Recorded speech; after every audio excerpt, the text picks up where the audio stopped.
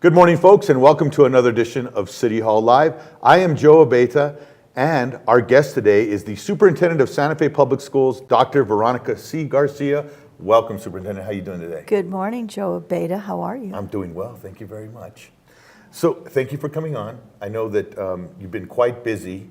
You're always busy, but you know when busier than usual. Busier than usual. So I appreciate you coming on, spending some time with us. So let's just get right down to it. Yesterday, you had a security and safety press conference at Santa Fe High because of the concerns of the students because of what happened in Florida. And so let's talk a little bit about that. Why was it important to have a press conference? Well, I think not only the students that are experiencing fear, concern, I mean, we heard it last night at the board meeting, our parents, our community, I think are on edge. They want to know, what are the schools doing? What are you planning to do? Are our schools safe?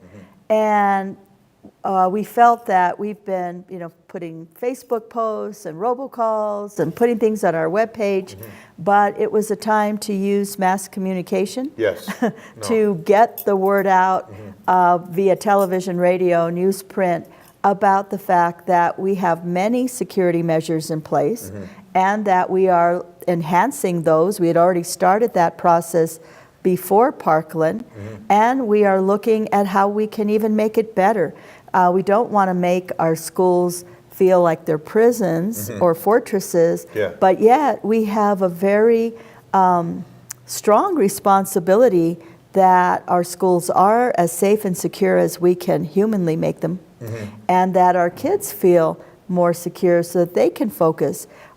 These false threats, what they see in the news, if you hear from the kids, one of the students brought me to tears. It's heartbreaking that young people have to live in such fear and while they go to school. That's unconscionable that as a society, this is where we've come, that our children are suffering so much. Yeah, and I know that yesterday also in the morning for both Capitol and Santa Fe High that you sent out a personal message to them, a video that they played over their video report that they do in the morning, which I thought was really cool. And you had mentioned in there, you spoke to them from the heart, and I thought it was a very, very genuine message. But one thing I thought in the message that you had said is that when you make decisions based on safety, what you base them on is, how would I react if it was a family member, if it was a grandchild of mine, or it was a child of mine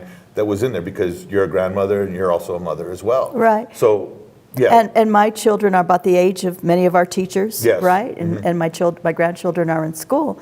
And I want them, I hope wherever they are, that they are safe and secure. And so I always think about when we're deciding whether to close school or not, when we call to notify parents, we're not calling to alarm them, but to inform them. And so I want our viewers to know that the care and consideration and love that I have for my children in terms of, and my grandchildren, in terms about them being protected, I take that same concern and seriousness with our children in our schools. They are our family. They are ours. We do love them. We do care about them. We do want everyone to be safe. And we are doing, I am impressed when I actually look at all the things we have in place, from threat assessment training to beyond the lockdown, which is active shooter training for the adults. Many people thought we didn't have that in place. We're enhancing how you get into a building. All our buildings are locked. You have to have a badge to get in, single point of entry, cameras. We are going to be implementing what they call the Rhino door device, which makes a door impenetrable. And it's interesting, at last night's meeting, these were measures that were being already talked about way before the Parkland incident happened, right? Absolutely. And so, but post-Parkland, things that we're also considering once the mayor is in place, I need to get permission from the board, but I want to talk to them about what they call school resource officers, which are really police officers, to be a part of our campuses. I worked under those conditions, both as a teacher and as a principal, and I have to tell you that having someone who is there on a daily basis, it's like community policing. They know the kids, they're almost like part of the faculty. Yeah. They have a sense of the rhythm of the school, the kids bond with them.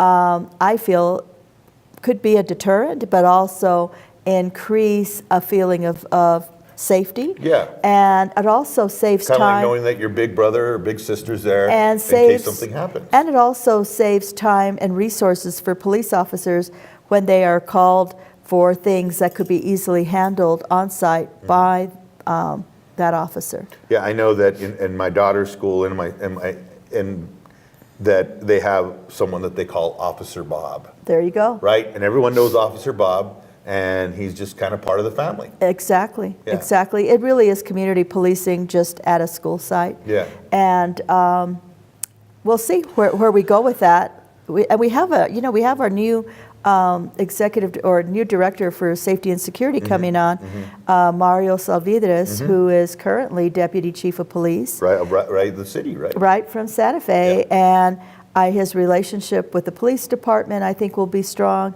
but also his exemplary career in law enforcement, I think, is going to be very positive.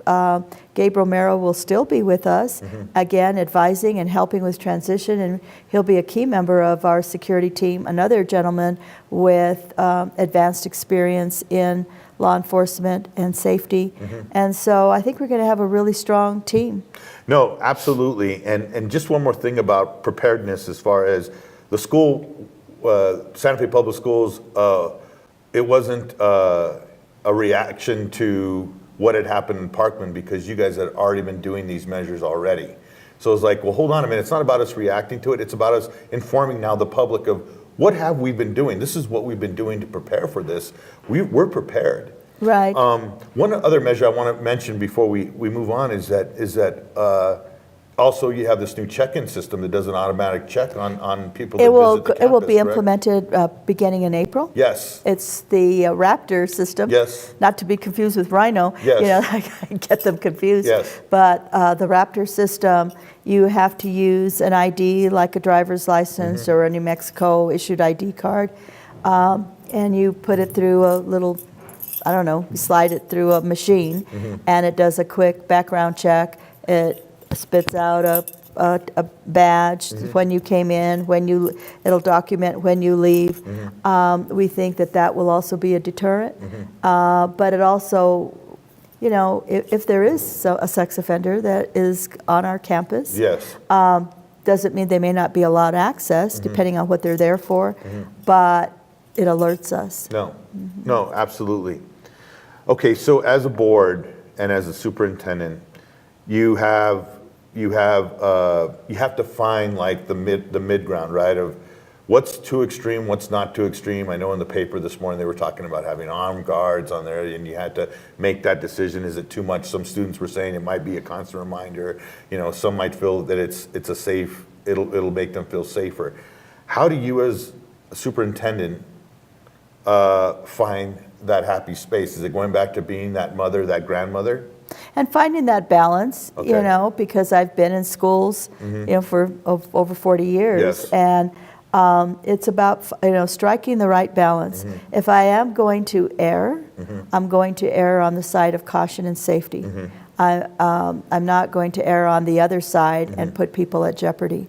But there is a balance. You know, we're not talking about, you know, putting, 20-foot walls with barbed wire around it all, and having, someone with an assault rifle and dressed in fatigues, at the front of the school. Yes. We're not looking at that sort of atmosphere by any means. But school resource officers have been proven to be helpful in many ways. Maybe, it's not just school safety right now. The focus has been on active shooting. But there's other things that happen in a school That's right. that require safety. Whether we're even talking about, when I was teaching, drugs on campus was a real big thing. And that was one of the other reasons So there are so many different reasons to have someone.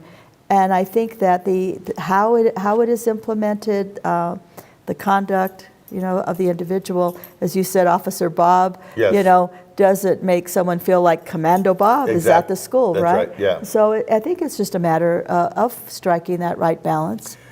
It was interesting you had brought up, the barbed wire fences, and it's funny because I remember like 10 years ago when they put up the wrought iron fence around Santa Fe High, there was such an outcry, oh, we're in a prison and this and that.